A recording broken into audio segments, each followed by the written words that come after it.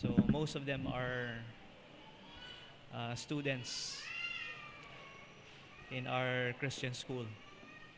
So I hear them practicing every day. So believe me, they are very excited pag umaawit po sila.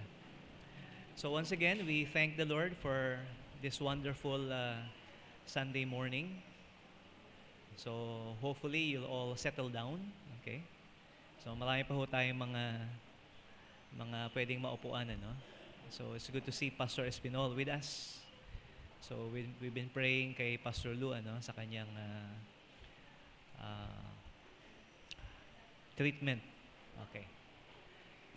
Okay, sige po. So God is good to us, and that's what I hope today, we will learn more about, if not realize, how much we have known about the goodness of God. So pwede ho ba tayong tumayo? Pwede ho ba tayong manalangin habang tayo po ay nakatayo? So, kung meron po kayong maiisip na anumang kabutihan ng Diyos sa inyo pong buhay, na pwede nyo pong ipagpasalamat sa oras na ito, this will be a good time, to praise God for it. And for most of us, I hope it is a prayer that says, thank you, Lord, for saving my soul. So we'll have a few moments of silent prayer. And as we pray, so let's think about God's goodness before we hear the message. So manalangin po tayo.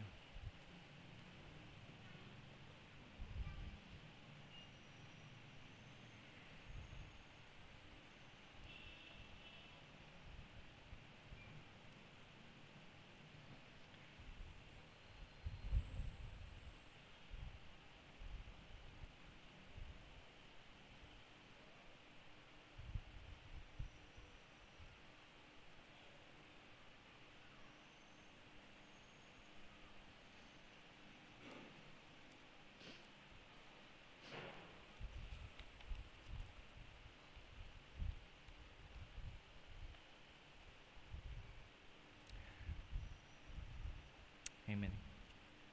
So as you are standing, please turn your Bibles to Luke chapter 18.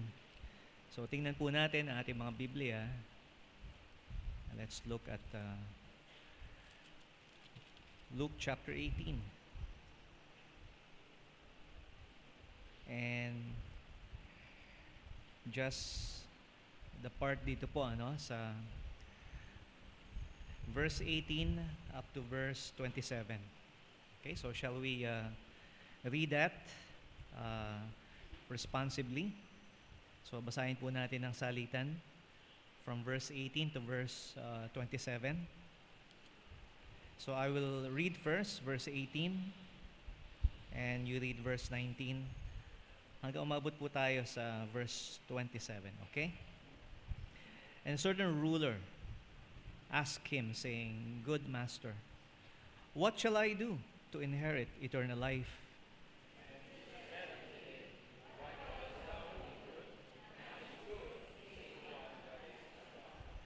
Thou knowest the commandments: do not commit adultery, do not kill, do not steal, do not bear false witness, honor thy father and thy mother.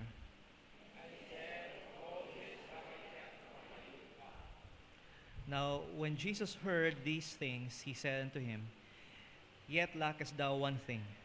Sell all thou hast and distribute unto the poor.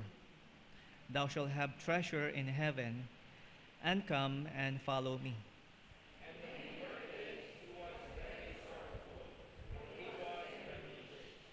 And when Jesus saw that he was very sorrowful, he said, How hardly shall they that have riches enter into the kingdom of heaven?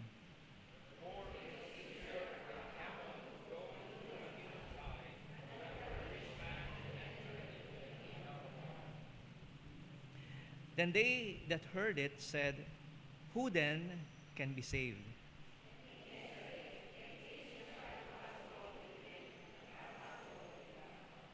Alright, thank you. You may take your seats. So ito pong binasa po natin, no, ay aminin ko po ilang beses na po natin ito na pag-aralan at naging basehan po ng ating message. But I would like to use this as an introduction because it does contain some question, yung katanungan po, which relates to our subject this morning and for this month. We're focusing on stewardship, on the goodness. Okay, we went through the greatness of God. Now we look at the goodness of God.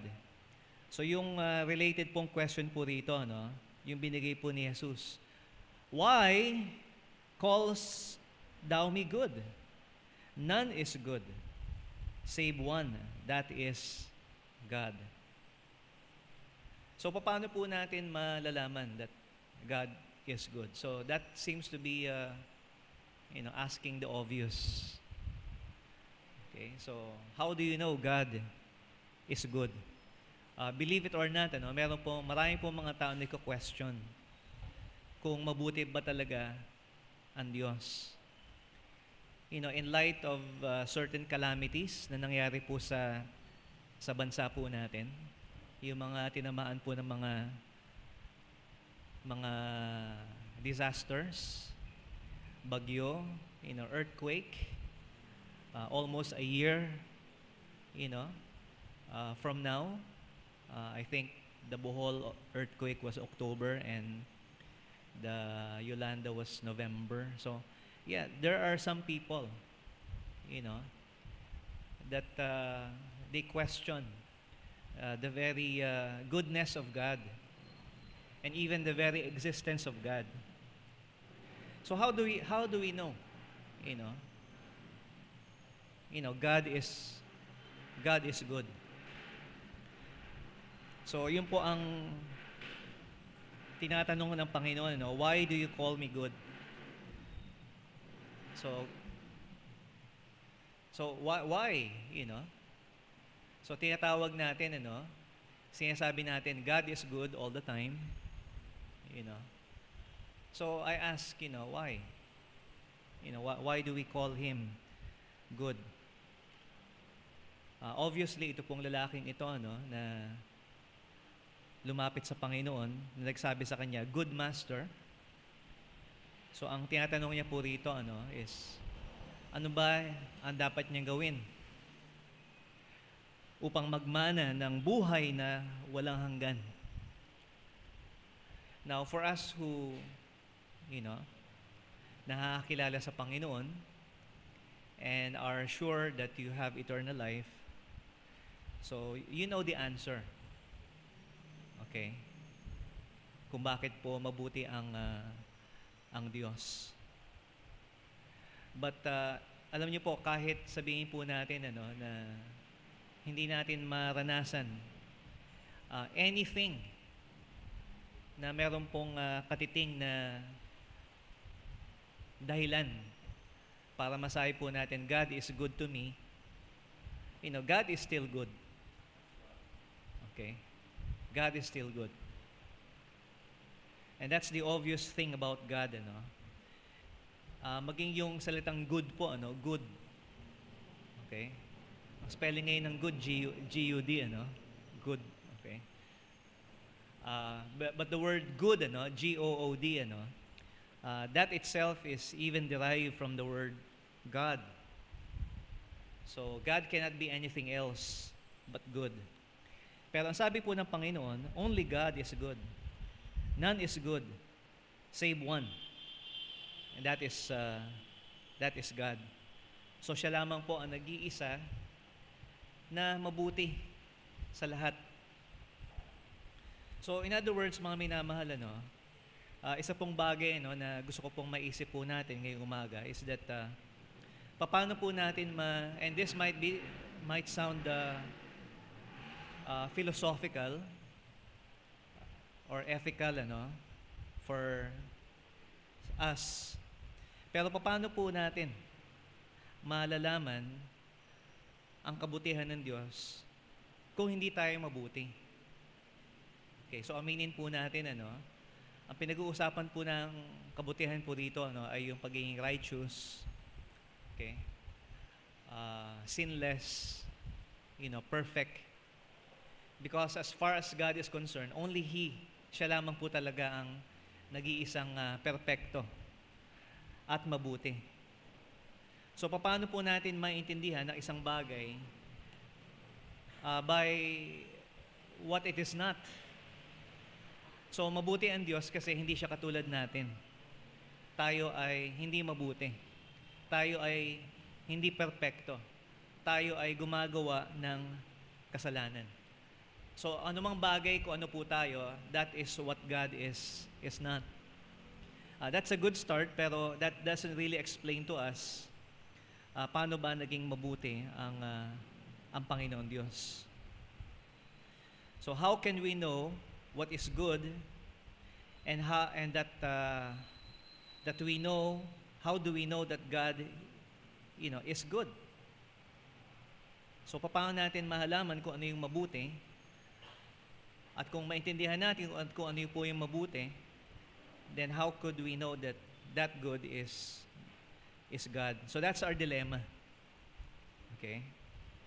If we accept that we are not good, yung katotohanan po na sinasabi ng Bible that there is none good, then ibig sabihin po we cannot know it.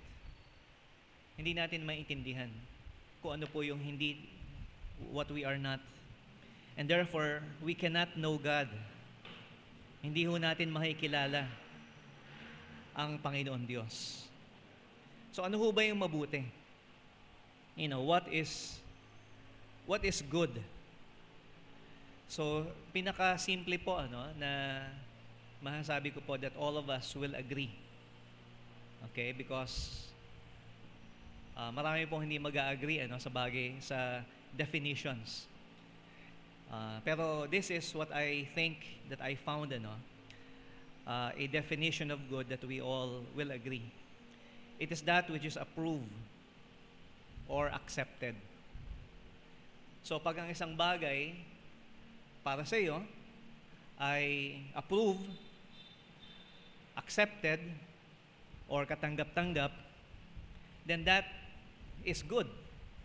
That's the least you could say about something that you accept. So, ba't mo tatanggapin yung isang bagay na hindi good o hindi mabuti para sa iyo? And a theologian, si Wayne Grudem, he mentioned this that good is something that is worthy of approval. Yung karapat-dapat. Okay? Tanggapin. Worthy of approval. So, ang tanong po, mga minamahal, so kung intindihin po natin kung ano yung mabuti as something that is objective, something that is real, then, ang tanong po, sino ang magsasabi sa atin kung ano yung mabuti?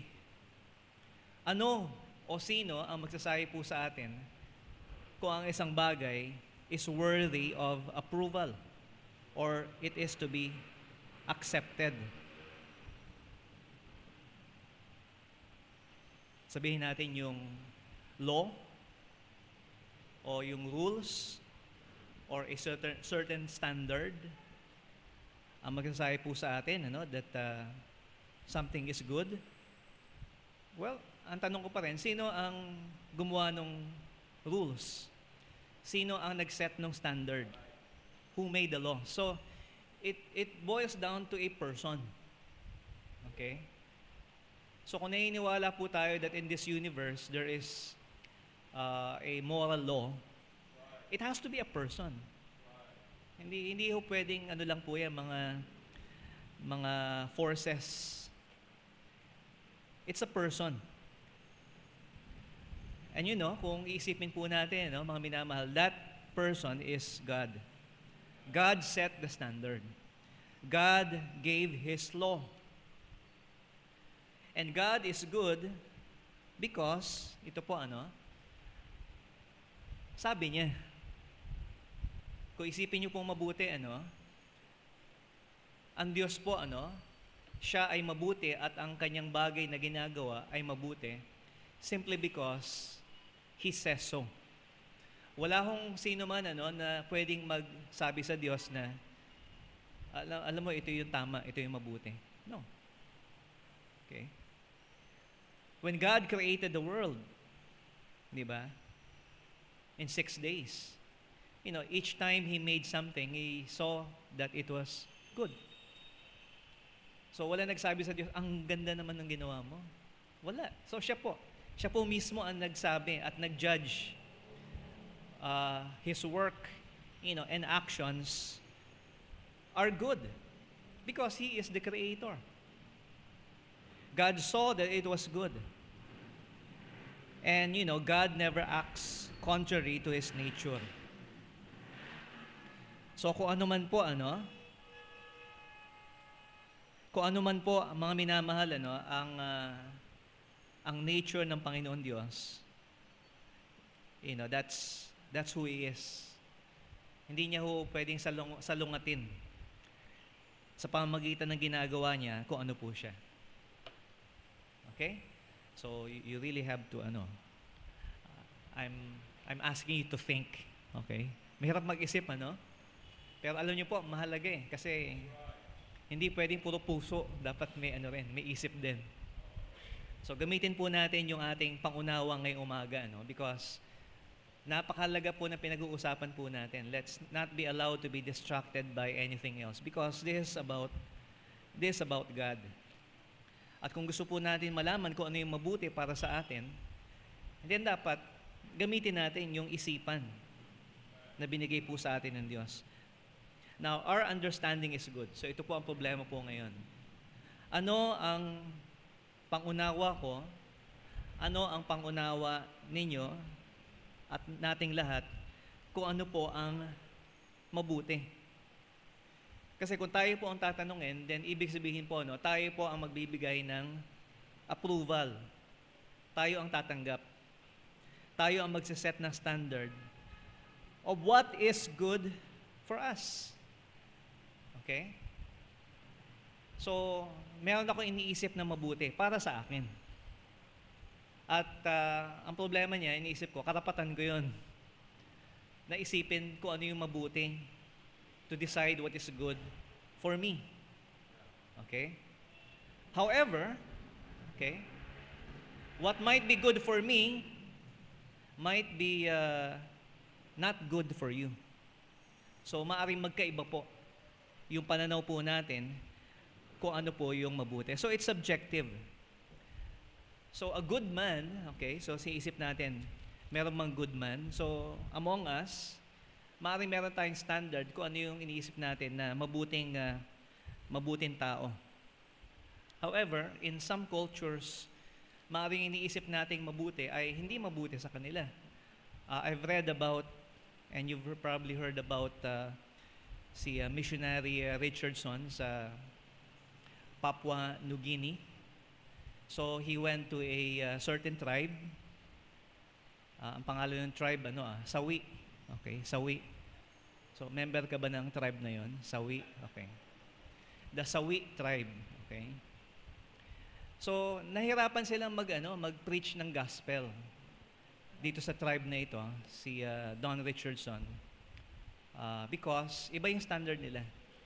Because when they preach about the story of Jesus, kung paano siya tinraidor ni Judas. So nung narinig nila yung kwentong yun, ang naging hero sa kanila si Judas. Judas was their hero, not Jesus. Because this tribe believes that the highest virtue of all is lying, deception, and treachery. So para po sa kanila, baliktad. Okay? And for us, why? Well, because that's, para po sa kanila, napakataas ng tingin nila, this uncivilized, of course, uncivilized tribe, of someone who is deceptive.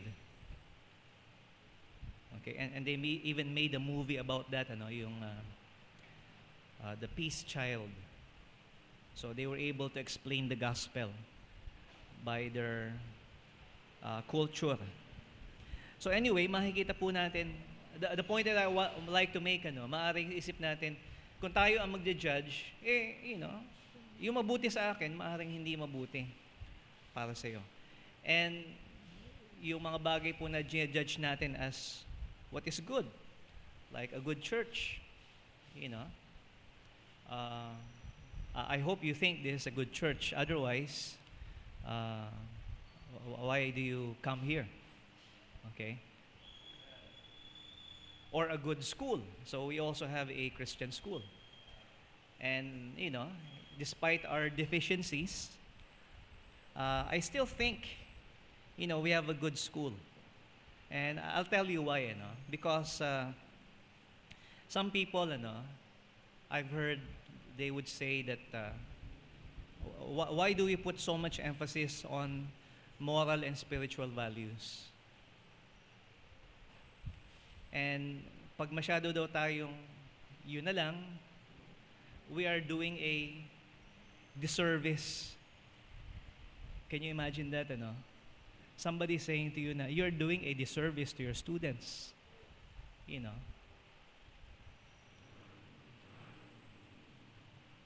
But I will not,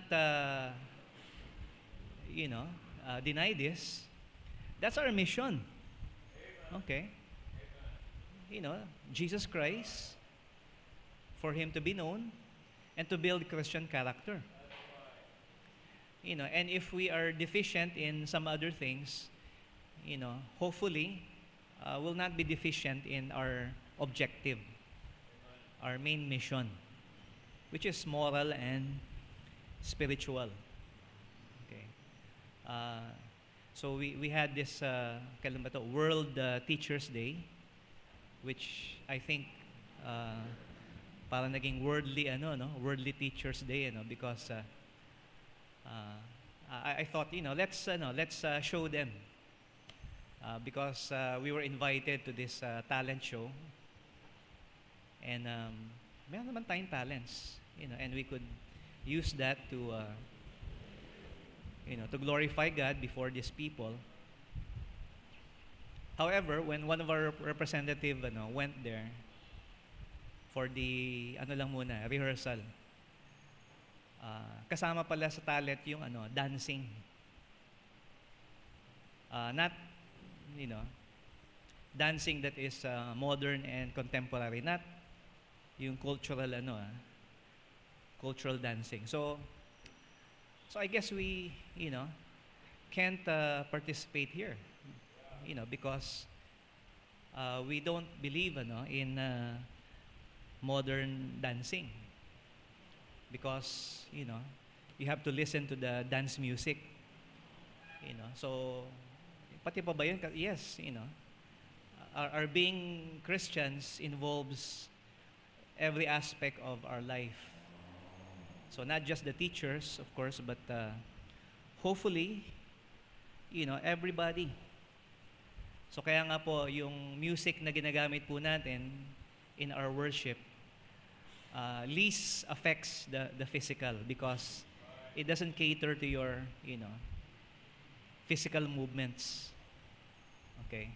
But it wants you to meditate, on the truths of the Word of God. So anyway, makikita po natin that even in that area of teachers are supposed to influence young people for the good. Pero if a teacher doesn't know what is good, so anong klaseng influence maibibigay nila? So like this rich man, good master or good teacher. Okay? So kaya nga po, I do not believe we are doing our students a disservice. I believe we are fulfilling God's will. And that is good. And so, what is the basis? What is your basis? So kayo naman po ang tatanungin ko. Ano yung pinagbabasihan po natin of what is acceptable or approved unto us? So I hope it's God. I hope it's in His Son, Jesus Christ. Okay? Because there are people na sabihin nila, alam mo, naniniwala rin naman kami kay Jesus Christ. So how come is it that we have different expectations? Magkaiba yung natin, yung iniisip natin kung ano yung katanggap-tanggap sa Diyos at kung ano po yung hindi. So kaya nga po, mga minamahal, ito po ang susi. Malaking susi po ito, para makilala po natin kung ano ang Diyos. God is good. At kung sino ang Panginoon Diyos. And we are mostly like this young man sa Luke 18, confused about goodness. So we misunderstand goodness with material or physical value. Okay? O just to be practical. So anumang bagay na magdadala sa akin ng pakinabang is good. Okay. Aminin po natin, that's what we think. Kung meron tayong pakikinabangan or benefit for ourselves, then that's how we see what is good. If it does not yield to man's benefit or welfare, in fact, if it would bring even physical harm or hurt to people, then that's not good. Kaya nga po itong lalaking ito, nung sinabi sa kanya ng Panginoon na, you give up everything that you have. The Bible says, he went away sorrowful because he had so many possessions. He was rich. So ito po, is a test. Okay? It's a test. You give it up. Diba? In the same way na sinabi ng Panginoon kay Abraham, i-sacrifice mo yung anak mo. And Abraham did. He obeyed. And it was a test. And it is revealed, by the response of this rich young ruler, kung naintindihan niya ba talaga kung ano yung mabuti para sa kanya. So the goodness of God is also questioned sa Biblia po.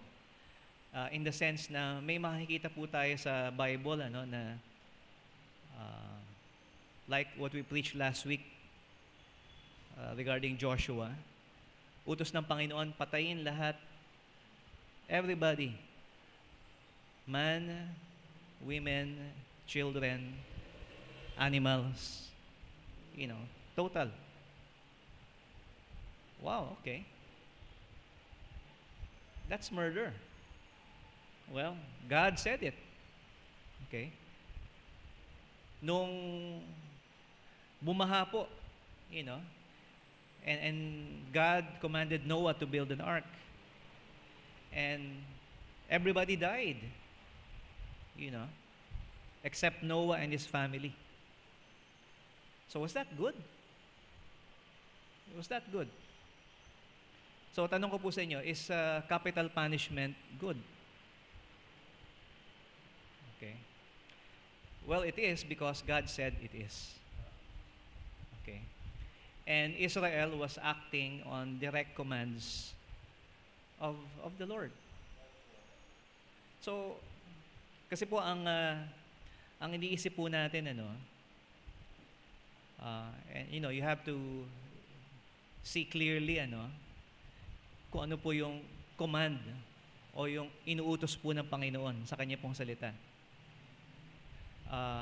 And of course, all of God's actions are good. So hindi natin pwedeng sabihin na ang Diyos ay mabuti pero itong ginawa niya sa mga Canaanites and all the horrible things that God allowed, that's not good. Well, we must believe lahat po ng actions ng Panginoon ay mabuti. And for us, anything that brings bodily harm or even death is not good. Okay? Pero ang sabi ni Pablo, for me to live is Christ and to die is gain. You know, how can you understand that? Unless you don't have a concept of God or eternity. So, makikita po natin mga minamahal. My ways, God said, my ways are not your ways. My thoughts are not your thoughts. Mga minamahal, gusto ko lang po ipakita po sa inyo, no? Napakahirap po na maintindihan po natin kung ano yung mabuti sa Diyos at kung ano po yung mabuti para sa atin. So outside of what is good, okay? Because within the realm of what is good, there are levels of goodness. Okay? Pero outside of that which is good is bad. So kung ano man po bagay, no, na labas sa kabutihan, no matter how we think of it, it is bad. It is malignant, evil, wicked, and anything that is bad is not accepted, must be removed and ultimately destroyed. Ano mang bagay po na labas sa kabutihan. So, naniniwala po tayo dahil sabi ng Diyos na siya po ay mabuti, then He is. Because, nasaan ba tayo? Okay? Nasaan ba tayo when God created the world and everything? Now, let me tell you something that I thought of. Okay? So, I hope this is valid. Alam niyo po sa banal na kasulatan in the scriptures, there is no direct statement like God is love. Okay, nasa Bible yun, God is love. But there's no direct statement that tells us God is good. Well, it infers to us that God is good. So kung pinag-uusapan po natin, God as being, the generic word used, which is El. But there are so many direct statements, okay, that is more specific na sinasabi po sa atin, the Lord is good. Now, yung Lord po, of course, we often think that yung Lord is Panginoon or Hari. Well, that's also true in a sense. But in the Old Testament, when you find the word Lord in uppercase, capital L-O-R-D, so yan po ay pangalan po yan. So yan po ay sinasalin po as the name of God being Yahweh. So Yahweh, who is the God of Israel, is good. So marami po tayong direct statement. So going now to the Old Testament, lalo-lalo na po sa Psalms. Okay? So sinasabi ko, walang nakalagay, God is good, but there are many, okay, verses, a number of verses that tells us the Lord is good.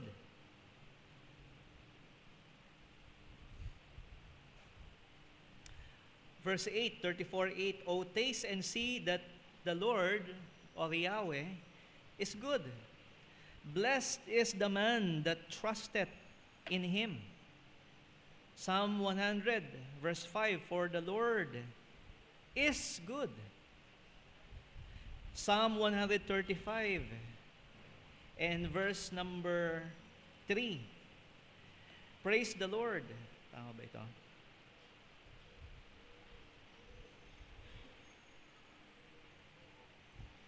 "Praise the Lord, for the Lord is good." So that's a direct statement. Okay? 145 verse 9.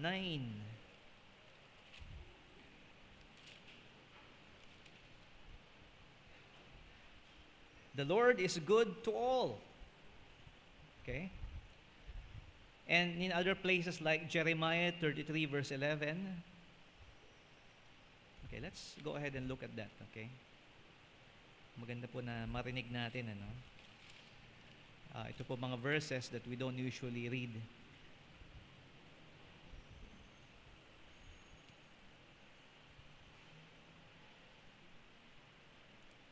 (33) verse 11. The voice of joy, the voice of gladness, the voice of the bridegroom, the voice of the bride, the voice of them that shall say, Praise the Lord of hosts, for the Lord is good, for His mercy endureth forever. So Jeremiah mentions that. Even in Lamentations 3 verse 25.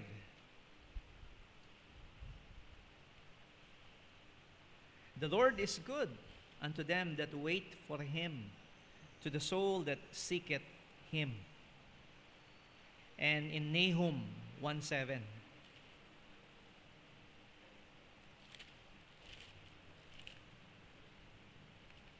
So after Jonah, Micah, Nahum 1:7. The Lord is good, a stronghold in the day of trouble, and He knoweth them that trust in Him. So ito pong Lord, who is Yahweh, who is the God of Israel, is also the same God that we worship, that we know. He's the God of Abraham, Isaac, and of Jacob. He's the same God. Okay? At ang sinasabi po rito, no, He is good to Israel. Okay? He is good also to all that trust in Him. So sa lahat ng nagtitiwala sa Kanya, not just to Israel, Yahweh, is good. And paano natin siya makikilala? How can we have a relationship with Him, a covenant relationship with Yahweh? Hindi naman tayo Hudyo. Well, it's by Jesus Christ. Okay? Because Yahweh, is Jesus. Jehovah saves in the New Testament. So, pinahayag niya po, ang Diyos na ito, si Yahweh, pinahayag niya po yung kanyang sarili through Jesus Christ. And so, makikita po natin, mga minamahal, that so much, is revealed for us. Yan po ang pinahayag po sa atin sa Biblia. So, it is there. However, ang problema po natin is not what is revealed, but it is, ano ba yung nasa loob po natin? Ang problema po, mga minamahal, we are blind. We can't see this. Okay? Marunong naman tayo magbasa, pero hindi ho yun ang problema. Ang problema po natin, we don't know, we don't experience this goodness. Because it is impossible for us to know good because we are not good. David says in Psalm 14, the fool hath said in his heart, there is no God. At bakit po sinabi ng mangmang? Why does the fool reject the idea of God? It says here, they are corrupt. They have done abominable works. There is none that doeth good. Verse 2, the Lord looked down from heaven upon the children of men to see if there were any that did understand and seek after God. They are all gone aside. They are all together become filthy. There is none that doeth good, no, not one. Alam niyo po, mga minamahal, if God tells you you are not good, believe it. You're not. Me included. Because there is none. Wala po. So, balik na naman po tayo dun sa paano natin maintindihan kung ano yung mabuti kung tayo po mismo, we ourselves are corrupt. We are not good. And, that's the same thing, that Paul repeats, in the book of Romans. Uh, you know, yun yung sinabi niya po, it is written.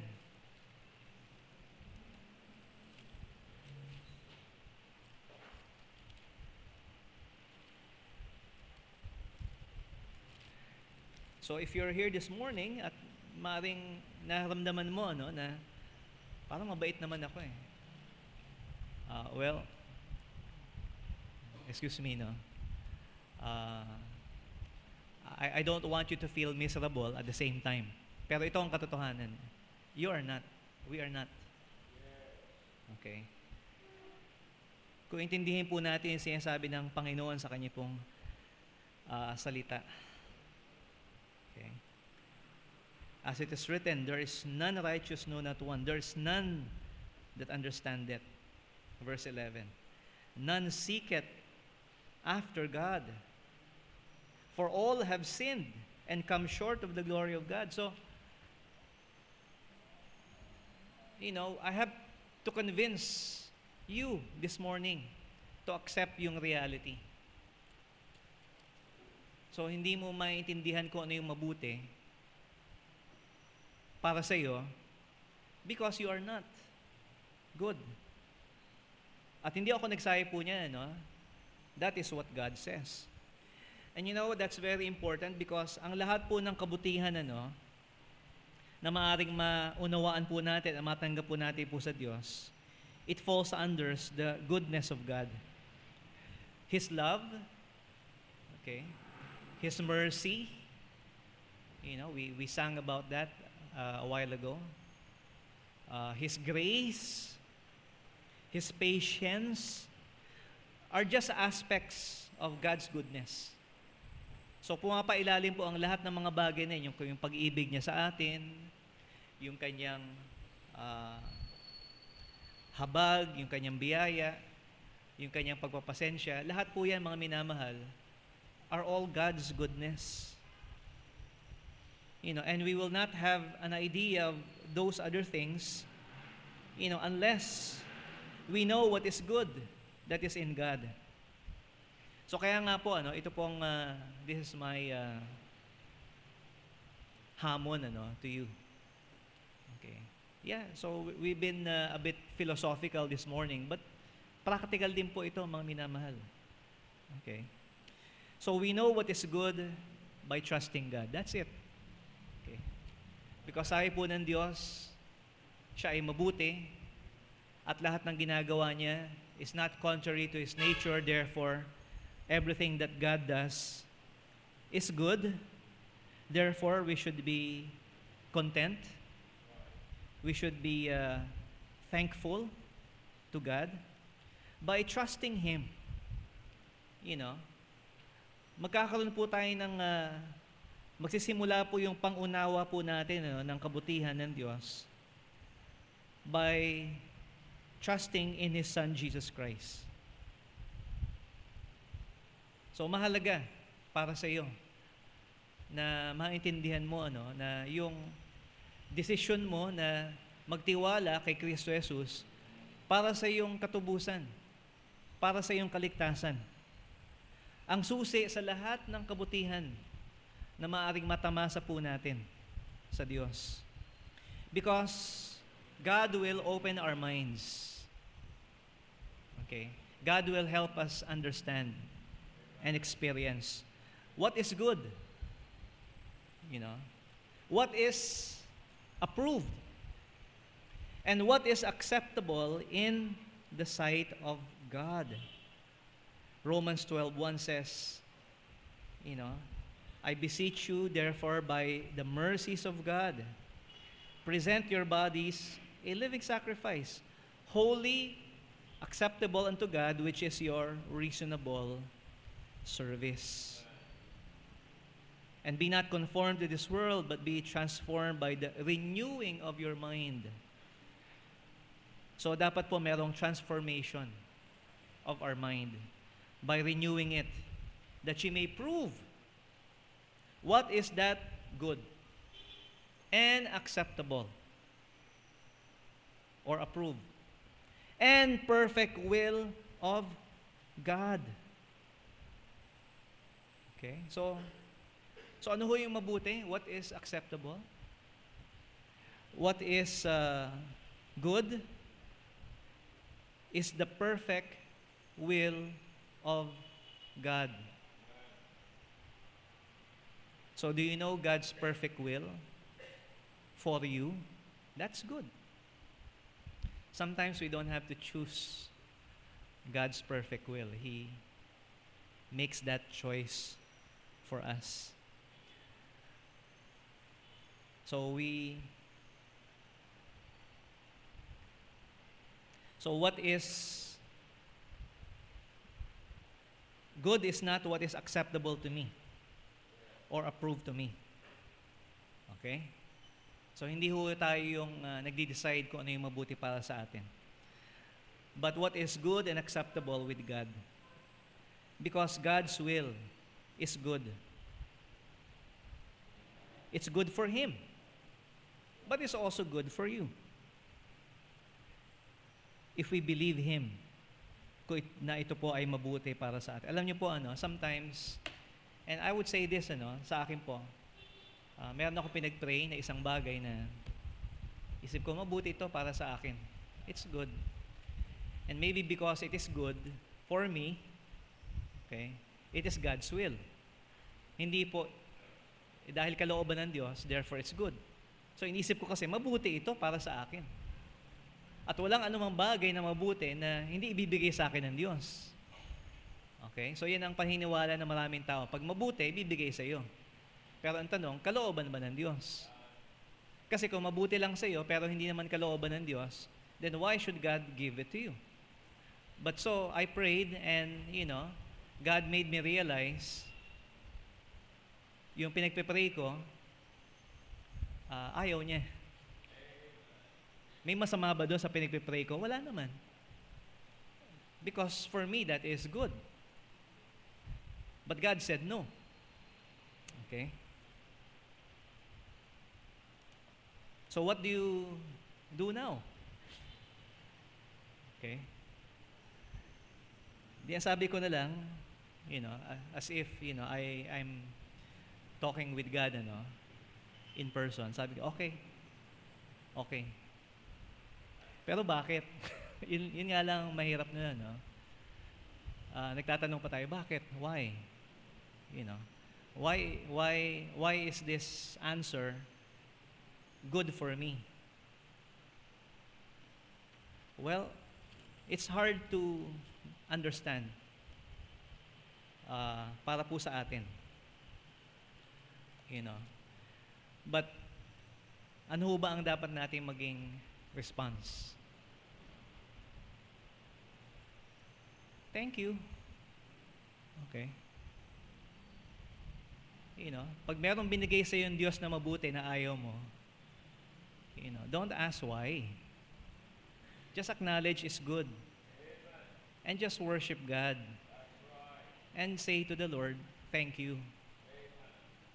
Kasi kung kailangan pa magpaliwanag ang Diyos, every time, bago tayo magpasalamat sa Kanya, hindi ko tayo magpapasalamat sa Kanya. You know why? Because we can't understand. Kahit ipaliwanag niya sa atin, at times. Okay?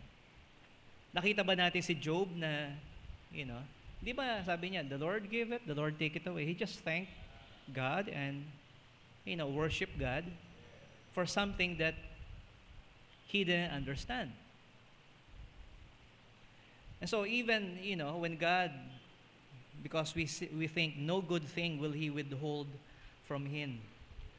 But when God withholds something that we think is good, then tanong po mga minamahal, what is that good and acceptable and perfect will of God? It's okay. It's okay to ask. But hindi ho dapat maging kondisyon yung maintindihan natin kung bakit para tayo ay magpasalamat. Hindi lang sa Diyos, kahit kanino. Okay? Di ba? So, let's pray. Thank you, Lord, for giving us all the good things that we need in our life. Pero ang pinakamahalaga, Panginoon, sa amin is that kahit hindi po namin lubusang maunawaan, ay kayo po ay tinatanggap po namin na mabuti. The Lord is good. Thank you, Lord, for that sa pagpapahayag po ninyo ng inyong pong sarili sa amin. And just because you said that you are good, Lord, we trust you, O Lord. Nagtitiwala po kami, Panginoon, sa inyo, sa kabutihan po, Panginoon, ng inyo pong puso, ng inyo pong mga ginagawa, your work, your actions, your providence, by the things you allow or do not allow to happen. Lord, nothing, Lord, goes beyond your goodness. Lahat po ng ginagawa mo, Panginoon, all of your actions towards us and for yourself ay mabuti po, Panginoon. And may we worship you. Just that, Lord. Just to be able to know that, Lord. May we be content and may we say our gratitude and our thanksgiving to you, O Lord, sa pribileyo po, Panginoon, na malaman ang kapahayagan ng inyo pong kabutihan towards us. Dalangin ko, Panginoon, sa iyo kung meron po sa aming sa kalagitnaan po, Panginoon, na maaring andun po yung mga katanungan sa kailang isipan po, Panginoon, sa kabutihan mo at kung paano nila maintindihan, how you are good to them. Lord, if they do not know Jesus Christ as their Savior, I pray, Lord, that they would ask, they would see, Lord, that you are good, not just a good teacher, but that, Lord, kayo po ay nagbigay ng katubusan po, Panginoon, para maibigay po sa amin ang mainam na kabutihan sa lahat. At yan nga po, Panginoon, yung kaligtasan at yung pagkilala po, Panginoon, sa iyo. And I pray, Lord, sa mga manampalataya, pray, Lord, that we do not stumble at your goodness. Pray to you, Lord, that you will help us, Lord, realize, O God, that it is enough for us, Lord, to trust you, O Lord. Ito po ang aming samot dalangin sa iyo, sa pangalan ni Jesus.